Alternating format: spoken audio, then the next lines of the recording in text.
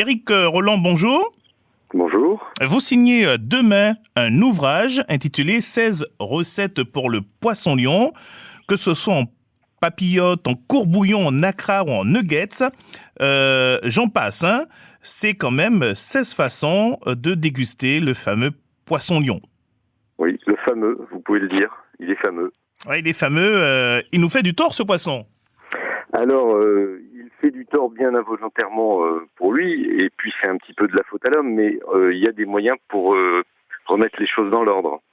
Ce poisson, qui est magnifique, est apparu dans les eaux de Guadeloupe et de Martinique en 2010, en descendant l'arc antillais. Et quand on voit l'explosion de sa démographie en Floride, aux Bahamas, il faudrait que cette expérience nous serve à quelque chose. Et ce qu'on sait, c'est que si on arrive à contrôler la population du poisson-lion, en éliminant 70 à 80% de sa population, ça permet à la faune locale de résister à l'invasion. Parce que c'est un poisson qui, aujourd'hui, n'a pas de véritable prédateur. Il y a bien quelques prédateurs comme les murènes, on dit les requins ou quelques pagres, mais c'est pas encore rentré dans les habitudes de la faune locale. Et donc la nature a besoin d'un coup de main pour s'organiser face à cette invasion. On connaît aujourd'hui de façon certaine l'origine du poisson-lion. On parle de la Floride et d'un envahissement qui serait lié à une cause accidentelle. Accidentelle ou en tout cas involontaire. Il y a eu pendant longtemps une légende qui a couru sur le fait que c'était le cyclone Evans qui avait cassé un aquarium en Floride, mais les tout premiers signalements de poisson-lion en Floride sont bien antérieurs, ils remontent à 1985.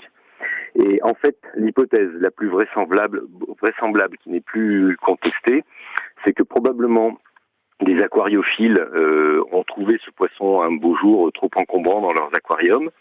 Et comme il est magnifique, ils se sont pas résolus à le tuer. Donc dans un geste qu'ils ont dû penser être, on va dire, sympathique, ils l'ont relâché. Et puis comme ils ont dû en relâcher plusieurs, probablement sans se concerter, parce qu'il n'y a pas de volonté de nuire dans cette affaire-là. Un beau jour, ces poissons-lions qui se sont retrouvés dans ce système en pleine santé, puisqu'ils étaient bien traités dans les aquariums, se sont rencontrés, se sont mis à se reproduire, et là, il y a une véritable machine de guerre qui s'est mise en place, parce que vous avez un poisson qui n'a pas de prédateur, qui se porte bien, et qui est extrêmement prolifique. Il pond jusqu'à 2 millions d'œufs par an. Alors même s'il y en a des milliers qui sont mangés par les prédateurs de larves, ça fait quand même une descendance énorme.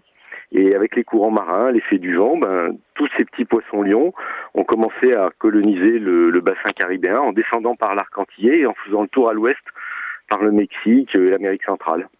Aujourd'hui, il est arrivé jusqu'à Trinidad. Ouais.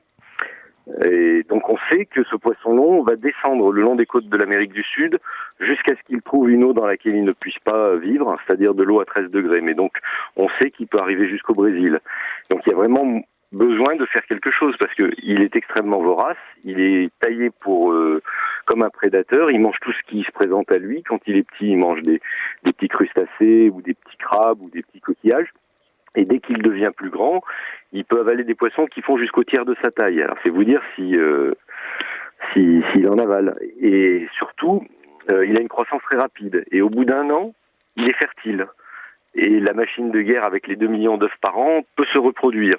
Donc c'est vraiment une invasion dont aujourd'hui, aux Antilles françaises, on mesure pas encore le plein impact.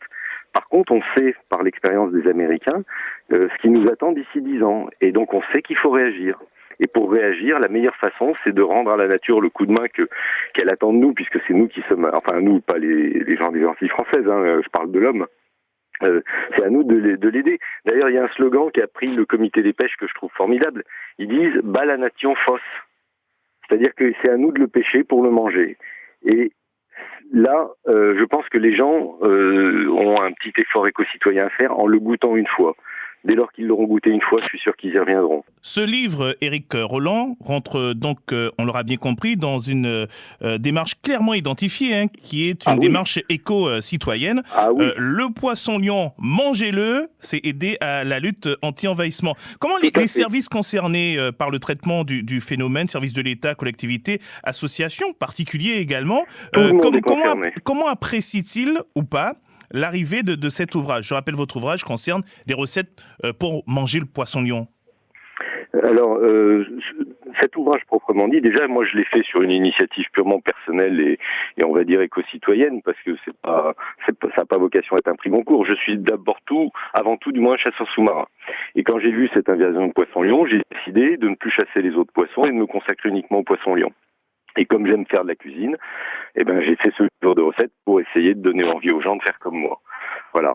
Ce livre d'ailleurs rentre dans la stratégie globale de communication des différents acteurs de la lutte contre le poisson-lion, puisque les administrations en ont commandé un nombre d'exemplaires. Je parle des DEAL de Guadeloupe et de Martinique. Les éditions Jazor, à qui d'ailleurs je dois rendre hommage de ce point de vue-là, quand je suis allé les voir pour leur dire j'ai écrit un livre de recettes sur le poisson-lion, je crois qu'ils m'ont donné un accord pour l'éditer en 5 minutes. Ça veut bien dire qu'ils avaient conscience aussi que c'était vraiment quelque chose qui était à faire.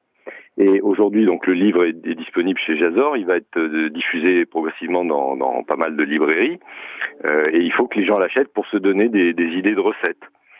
Alors, je vous parle un petit peu de ce que j'ai mis comme recette dans cet ouvrage. D'abord, j'ai mis les traditionnelles recettes antillaises qui se prêtent parfaitement à la préparation de ce poisson, le courbouillon et le blaf. Mais personnellement, je trouve qu'il y a aussi d'autres recettes qui vont très bien avec cette chair.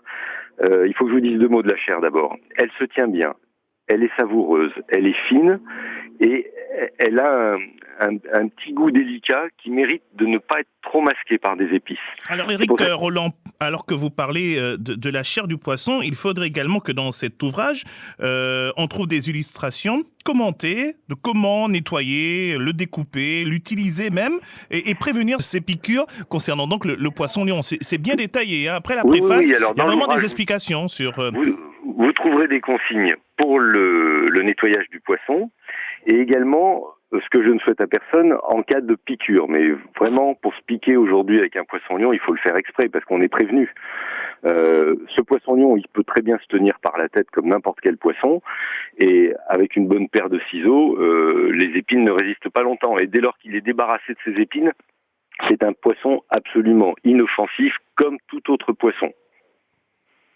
Et une fois qu'on a enlevé les épines, d'ailleurs en général c'est les pêcheurs qui s'en chargent pour vous, vous pouvez vraiment considérer ce poisson comme un poisson banal. Ou banal, c'est même pas le bon mot parce que c'est plutôt le premier de la classe vu sa qualité gustative.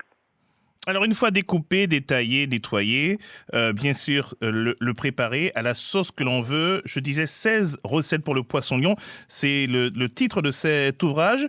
Oui. On le trouve en acra, en courbouillon, et puis vous proposez d'autres recettes également en paillotte, en nuggets et d'autres encore.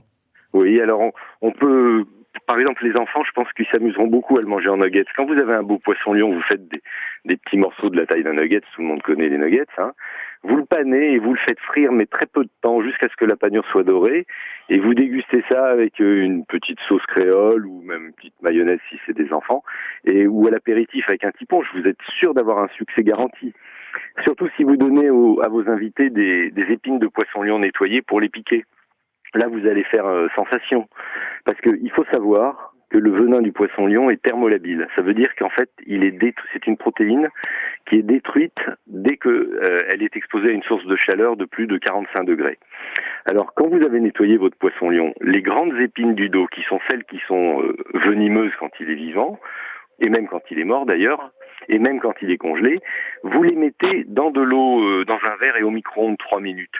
À ce moment-là, elles deviennent complètement inoffensives. Ce sont de magnifiques arêtes, très longues, très pointues, et qui peuvent vous servir de pique apéritif. Et ça fait parler les gens, ça va rendre le poisson plus sympathique, plus rigolo à manipuler, à manger, etc.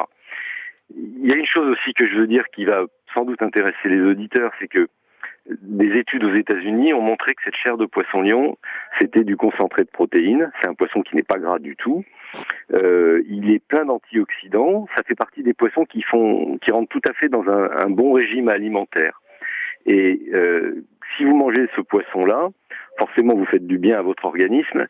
Et il y a des petits malins qui disent même que ça vous fait tellement de bien que ça peut même être aphrodisiaque. Alors, vous voyez, la force du lion vous attend si vous y goûtez. Voilà, allez-y, dégustez ce poisson en lion sur ces 16 recettes. J'invite le public à en discuter avec vous. Oui. Vous serez demain à la librairie générale de Pointe-à-Pitre pour une séance de dédicace à partir de 10h. Oui, et alors j'ai même été pêcher du poisson-lion hier pour faire une petite dégustation aux premiers qui arriveront. Ce sera du tartare, c'est exprès que je vais le faire goûter cru et faiblement assaisonné pour que les gens voient vraiment quelle est la texture et le goût de cette chair. Et ils auront des épines pour les piquer. Merci Éric Roland. Une dernière petite chose s'il vous plaît, ceux que ça intéresse peuvent étudier le poisson-lion en recherchant une page Facebook que j'anime et qui s'appelle Manger du poisson-lion, tout attaché sur Facebook. Au revoir. Au revoir monsieur et merci.